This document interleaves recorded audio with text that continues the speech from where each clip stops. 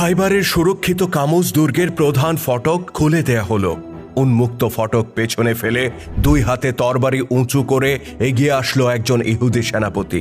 পালোয়ানের মতো দেখতে এই লোকটির নাম ছিল মারহাব। সে এতটাই শক্তিশালী ছিল যে ইহুদিরা তাকে তুলনা করত 1000 যোদ্ধার সাথে। মারহাব যখন রণাঙ্গন অভিমুখে অগ্রসর হয়, গোটা কামুজ দুর্গ তখন গর্জে ওঠে। মারহাবের হাতে প্রতিপক্ষের মৃত্যু দেখার জন্য মুখিয়ে থাকে ইহুদি সম্প্রদায়। এদিকে মারহাবকে মোকাবেলা করতে যিনি এগিয়ে যান তিনি ছিলেন একজন সাহসী মুসলিম যুবক। প্রতিপক্ষের তুলনায় তিনি অনেকটাই ছোটখাটো মানুষ ছিলেন, কিন্তু হৃদয়ে তার হিম্মতের কোনো ঘাটতি ছিল না। তার হাতে শোভা পাচ্ছিল অগ্রভাগে দ্বিখণ্ডিত তরবারি, যা ইতিহাসে জুলফিকার নামে খ্যাত। প্রতিপক্ষ ইহুদি সেনাপতিকে আহ্বান করে মুসলিম যুবক বলেন, যদি তুমি ইসলাম গ্রহণ করো তবে তোমার সাথে আমার কোনো শত্রুতা নেই। জবাবে মারহাব বলে, আমরা মুসার জাতি, আমরাই সেরা জাতি, আমরা কখনোই তোমাদের ধর্ম কবুল করব না। অতঃপর মারহাব গর্জে উঠে বলে, খাইবারের এই বিশাল প্রান্তর সাক্ষী আমি মারহাব, রণসাজে সজ্জিত এক বাহাদুর যোদ্ধা।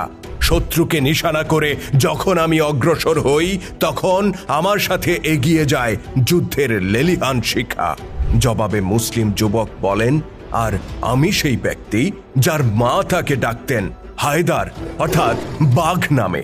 আমি যখন শত্রুর উপর ঝাঁপিয়ে পড়ি তখন বাঘের মতোই ভয়ঙ্কর হয়ে উঠি।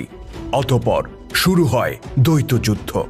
মারহাব পরপর কয়েকটি আক্রমণ চালায়। মুসলিম যুবকটি সেই আক্রমণ অবলীলায় প্রতিহত করেন। নিজের বিশাল বপু নিয়ে একের পর এক ব্যর্থ আক্রমণ চালিয়ে একটা সময় হাঁপিয়ে ওঠে মারহাব, আর ঠিক তখনই ঝলসে ওঠে ঐশী তরবারি জুলফিকার। মুসলিম যুবক মারহাবের শিরস্ত্রাণে প্রচণ্ড শক্তিতে আঘাত হানেন। লোহার আচ্ছাদন ভেদ করে তরবারি গেঁথে যায় মারহাবের মস্তকে, আর মাটিতে লুটিয়ে ছটফট করতে করতে মৃত্যু হয় ইহুদি সেনাপতি। মারহাবের এমন পরিণতি দেখে আঁতকে ওঠে ইহুদি সম্প্রদায়। ভেতর থেকে তারা দুর্গের ফটক বন্ধ করে দেয়। মুসলিম জওয়ান সেই ফটকের কাছে এগিয়ে যান আর শরীরের সমস্ত শক্তি একত্রিত করে এক ধাক্কায় সেই লৌহ কপাট উপড়ে ফেলেন। অতঃপর উন্মুক্ত ফটক ধরে দলে দলে দুর্গে প্রবেশ করতে থাকে মুসলিমরা, আর এভাবেই পতন ঘটে শক্তিশালী কামুজ দুর্গের। এককালে ইসলামের সবচেয়ে বড় শত্রু ছিল মক্কার কোরাইশ সম্প্রদায়, কিন্তু বদর, উহুদ